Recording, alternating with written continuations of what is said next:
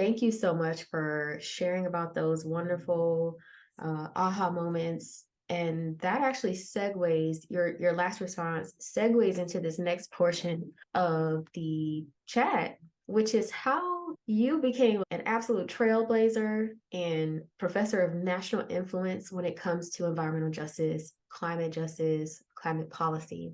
And so first, I'll ask you about CalEnviroScreen.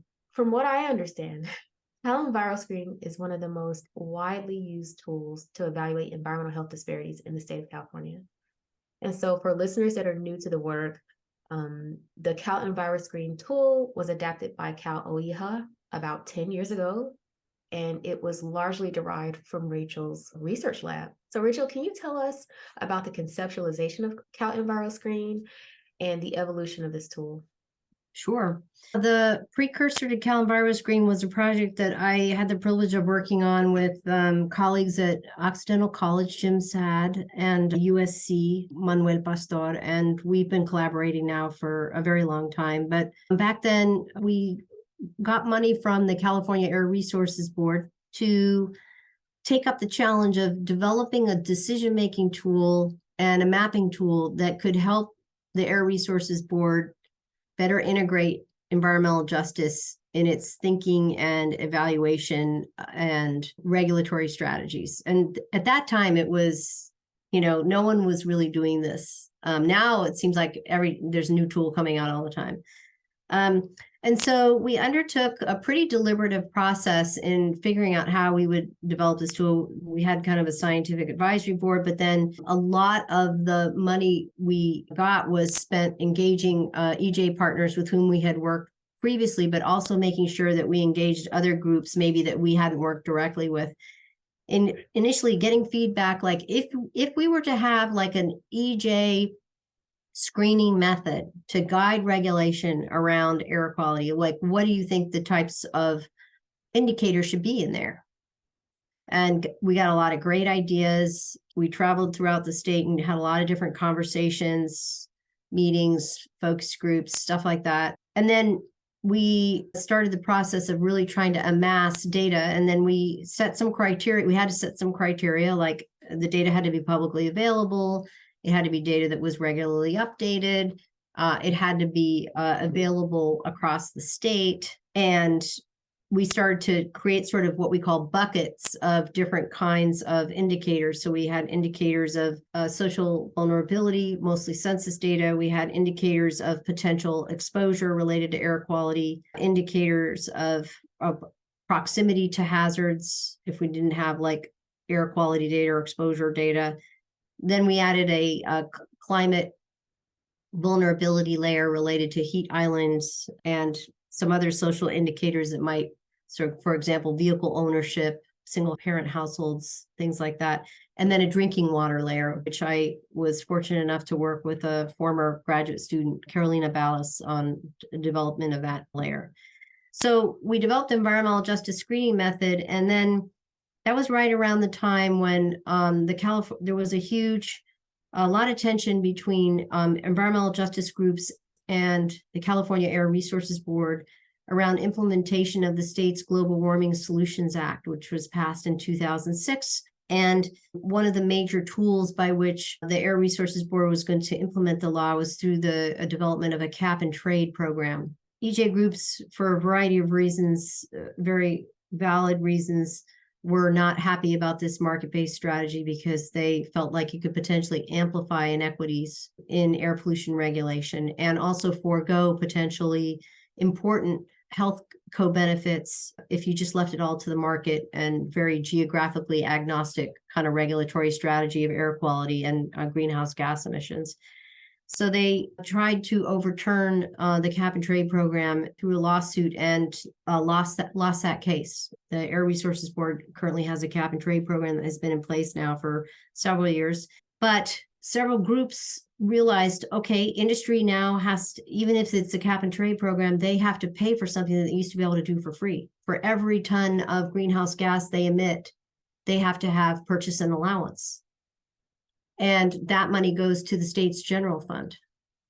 So several groups came together and worked to pass legislation SB 535, the Greenhouse Gas Reduction Fund, which mandated that 35% of funding for climate change adaptation and mitigation had to benefit so-called disadvantaged communities, and 25% of that money had to be invested in those communities directly.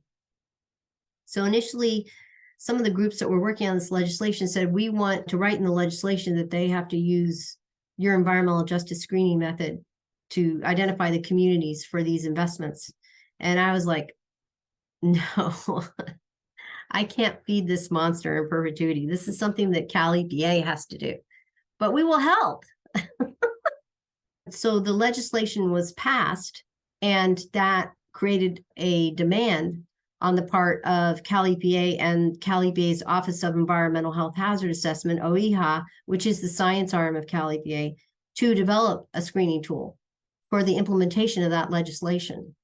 We work very closely with them to share our data and show our methods, and they took it on. They also undertook a very deliberative process. They made some different decisions about how to accumulate and create a total score. But I think, the beauty of it is the moral of this story, I guess, that I really like is that we came up with an idea. We did a proof of concept through the environmental justice screening method. And then, I think the best thing is when you have a policy opportunity where an agency sort of takes it up and now it's theirs. And that's how CalEnviroScreen has come about. It is, as you say, it is used to guide a lot of decision-making in the state, guide a lot of these investments. And it has become a model for Biden's Justice 40 initiative. And this sounds much more smooth and kumbaya than it really was. There was a lot of conflict in that whole process, not between us and OEHHA, but just the whole legislative process. But, I think the end result has been a good one. The reason why it has been a good one is because EJ folks have had the vision and really effective statewide organizing and coalition building to make sure they had a seat at the table and to push for accountability on the part of the agencies that were implementing these different forms of legislation and even development of CalEnviro Screen. And it still continues. OEHHA does a very good job every time they do an update to seek a lot of feedback statewide from diverse EJ stakeholders throughout the state. Wow, wow, wow. It's just the chef's kiss science to policy pipeline, trailblazing, having your work implemented at the state level, and as you just alluded to, being adopted as a national strategy in the Biden-Harris administration. Just how incredible is that legacy? And that's why I named this episode Trailblazing. And so with that, the beauty is you create something and then now everyone's doing it even better, right? That's what you want. So New Jersey has their own screening tool, and they are amazing because their tool, for example, they're using race as an indicator, which no other tool and no other state, and the feds have been unwilling to look at racial composition as part of the total score. And they're using it to make decisions about permitting. So movements and decision makers and those exchanges, build upon prior examples, and it just keeps, the goal is to just keep making it better and better, learn from prior lessons, and then, try and push the envelope even further. Which takes courage and innovation. OEHHA just put up a really nice storyline about CalEnviro Screen to celebrate its 10th anniversary. So if people have an opportunity to visit it, because there's a lot of really nice quotations from different folks about sort of what the development of this tool has meant. And I will link the 10th anniversary page in the description box. And so with that being said, can we segue and perhaps discuss your thoughts around the CalOEHHA CalEnviroScreen model being recently adopted as a model for critical infrastructure for the Biden-Harris administration for identifying and eliminating, ultimately, racial ethnic disparities in environmental health? So can you talk to us about ways in which you think California's model has informed this national policy strategy? So California's model has influenced, for example, New York State strategy, which in turn has influenced the national strategy. Doing things at the federal level is a lot harder. We're very fortunate in California because people like to say we're a bunch of weirdos and we do things different and we're leading and we're this blue state. And so, what happens in California is not always easy to translate to the federal level, in part because of the broader context, the messier politics. But we are the 5th largest economy in the world, so people can't ignore us either. No matter how weird they think we are. And so I think Biden was able to thread the needle, at least, in those first 2 years, and the people that came to work with him and really sort of push things forward to come up with a strategy to do it, because there was a pretty decent blueprint out there with California and New York and other states. And there's unprecedented opportunities with these investments to make some transformative investments. I think the biggest challenge right now is that there is a ton of money out there and they are trying to get it out the door as fast as they can. And the goal is to get it to the communities that need it and to make sure that the community organizations that represent the community have opportunities to access those funds. And that's hard, because if anyone knows, administering any kind of federal contractor grant is kind of a nightmare, and you need organizational capacity to really do that. The Council on Environmental Quality, EPA, and other organizations and other agencies that are starting to invest that money have also invested in planning grants to help build capacity for smaller groups to access these funds for projects that they want to do. The foundations, so private foundations, have also started to invest in capacity building for communities to access these funds, to give them the ability to apply for, secure, and manage those grants. But we will see whether the money gets to the intended audiences, if you will. There's a lot of work being done to try and make sure that happens. There's not a lot of time. The election's coming up and everyone's going to get very distracted.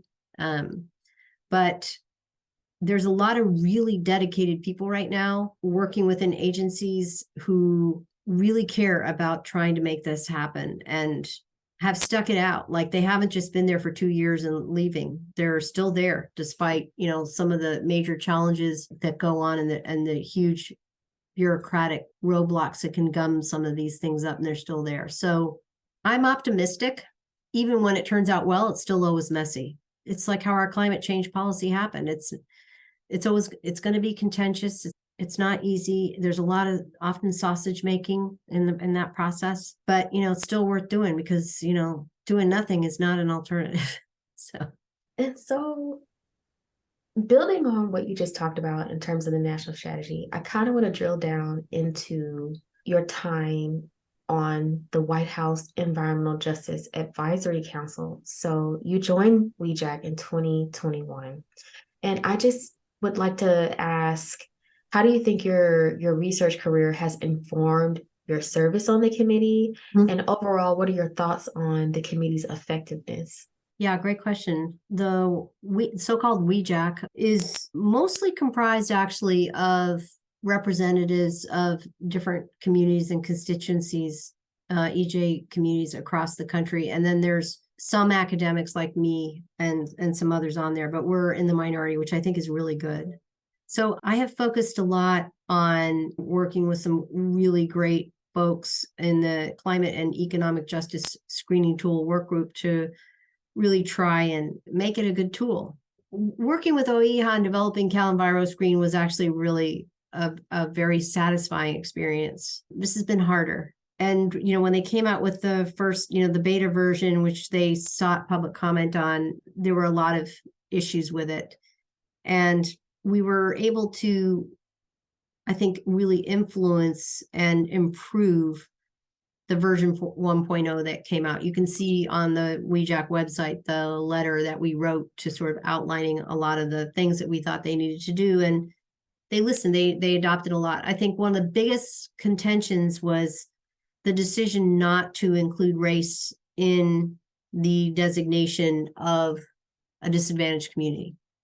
And It's similar to the fears in California, we have a law that explicitly forbids that, Proposition 209, where it is illegal to do the allocation of any resources on the basis of race. At the federal level, there was a lot of concern by the lawyers at the Council for Environmental Quality, which coordinates a lot of the environmental work in the executive branch, that if they did that, lawsuits galore would be filed, and we can see the makeup of the Supreme Court, and it would basically derail the whole J40 initiative and strategy. So there's been a lot of news coverage of that. And, we have pushed back and basically saying, you make this decision, but that decision will have consequences, because you can try different kinds of variables that hopefully also address racial disparities. But if you don't directly address the racial issue with your indicators, it's not going to be optimal or efficient. So we're still having that conversation. The compromise was to include race as an informational variable, but not in the scoring part. So if you go on the website, you can get information on the racial makeup of the different census tracts and which ones are disadvantaged and which ones are not. We did get them to include an indicator of historical redlining, but that is very imperfect, because, that was something that happened in the 1930s, and most parts of the United States where people live weren't even in existence back then, and so weren't mapped. And I think the other ways that we have been effective, last month, Biden signed a revised executive order on environmental justice, and so many people worked really hard on that. And it has just a lot more meat and provides an important framework from which to continue building and integrating EJ in everything that the federal government does, in a way that the first executive order was a milestone back then, but now it's just so much better. And it really reflects the hard work of many members of the OEHHA who worked a lot on that process. You spend a lot of time in meetings, and, the problem is sometimes the Council on Environmental Quality staff are not as forthcoming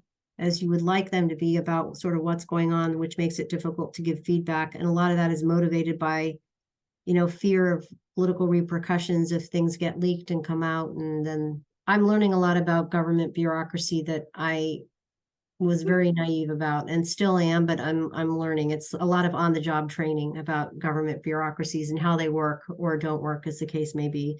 And you want to be nice to the people who are in those agencies, even though it can be very frustrating, because I knew those people, many of those people, before they went to work for the administration. So I know they're there for good reasons, and I know they're trying to do the good thing, the best thing. But they are working within constraints. You're working within a system. I mean, I've talked to friends who are in high places there, and many of them, consider themselves revolutionaries, and they're trying this strategy of being inside the system. It's very hard on them, but they're very dedicated to seeing it through. Wow. Just there's so much here, working within the system as a revolutionary, learning on the job. But I feel like what I can say is that the people that I've seen on WeJag that have been appointed to the Biden and Harris administration, they are the leaders that have been on the ground doing the work for the last 15 or 20 years, right? Yeah. And now they're sparring with really good friends and colleagues who sit on the WeJag. It's really fascinating, when you go to these public meetings, some of those people used to work together, and you still have a relationship with those people. And our role is to push, and their role is to make sure we don't push so hard that we overturn the apple cart. And therein lies the tension. I prefer to be in the pushing part. You really need people who know how government bureaucracies work. I mean, there's so many great dedicated people that go work for government, and they just get eaten alive because they don't know how to work within a bureaucracy. And it's just not the same as being, we have the privilege. We're at a university, we're at Berkeley, we can say and do what we want. And that's just not how those bureaucracies work. It's not that you're letting them off the hook, but it's a certain kind of skill and ability, and not everybody has it. Not every well-intentioned, super duper smart person can work effectively within a bureaucracy to make social change. And so, to some extent, even if you disagree with them, you got to support the people who are good at it. And I think that is really food for thought for those of us that are coming up the pipeline, trying to make a difference and trying to figure out where we stand along the spectrum of pushing versus working within the system. And I've posed this question to everyone I know in my space, and we don't have an answer until now. So yeah. thank you. Yeah. So, and just to wrap up kind of this wonderful conversation about your career, your impact at both the state, federal, and obviously the academic level, what's on the horizon for you in the next 5 to 10 years? I don't know. My husband keeps telling me I need to answer that question. And I've never been particularly, I mean, so what's in store for me in the next 5 years? I'm not really sure. I'm starting to take on some more kind of administrative roles at Berkeley. And in part because I have want to learn a little bit more about how the university more broadly works. I've been really trying to push for a lot of structural change, like within my department, and I've always worked towards that. And Berkeley is just like this huge behemoth. It's very bureaucratic. I mean, a lot of academic institutions are, but Berkeley definitely has its own flavor. I've started to do more administrative work, which that's a huge trade-off, because that's a lot of work, and then the more you do that, the less time you have to do these other things that give you great joy and feed your passion. But some of that administrative work can be very satisfying, because even though you're not out there public doing all this great change stuff, you know the changes you've made, even though like people on the outside maybe haven't. And I feel like I'm a little more mature in my head. Like if I feel like I'm doing the right thing, that's good enough, but it is a hard choice, because the higher up the food chain you go, then the less time you have to do science. And I still really love science. I'm not ready or willing to walk away from it to, go be a campus administrator right now. But I'm willing to do kind of more servicey kind of things. And I'm supposed to do that more in my stage in the career. So, and the other thing is, just continuing to mentor and collaborate with early career stage folks who are coming up. I feel like I didn't learn to become a good mentor until I went to Brown and had two amazing mentors who taught me what it was to be a mentor just by watching them do it. And that is a colleague named Lundy Braun, who is in the medical school in the Department of Pathology and moved from being a scientist to actually being a science and technology scholar. And she's now in Africana studies and does really great work on racialized medicine and environmental health. And another colleague, an environmental sociologist named Phil Brown, who was the one who recruited me. So those two people really taught me a lot about what it means to be a good mentor, particularly for early career stage people, how you create an intellectual community that is rigorous, but safe in the sense that people are comfortable sharing weird, data output or crappy first drafts of manuscripts, and are willing to share that stuff in the spirit of people reading them and giving you advice on how you're going to make it better, and teaching people that you become a better scientist, not by yourself, just pounding your head against the wall, but you share your crap, and then people tell you how to make it better, that everything starts out as crap, So I share, I try and share bad first drafts of manuscripts. People say, I love that paper you wrote. And I'm like, well, here, you can see how this started. I try and share harsh grant reviews and rejections with early career stage people, so that people, I think the worst thing that happens at that stage in your career, because rejection is such a big part of science and academia, but people at that stage in their career, I think, personalize it, and they think that it means that their work is not good or not worthy. And so I think rather than just people seeing you as like somebody who's very successful, people need to see you as somebody who's failed a lot. And that still, like I still share crappy first drafts because people need to know that's how you do it. And also showing that science is a team sport. Great science, it happens through great collaborations. You can't do it all yourself. And some of the best work I've done is with amazing collaborators, and could have never done that work by myself, ever. Join us for part 3 of episode 14, Trailblazer, with Professor Rachel Morello-Frosch.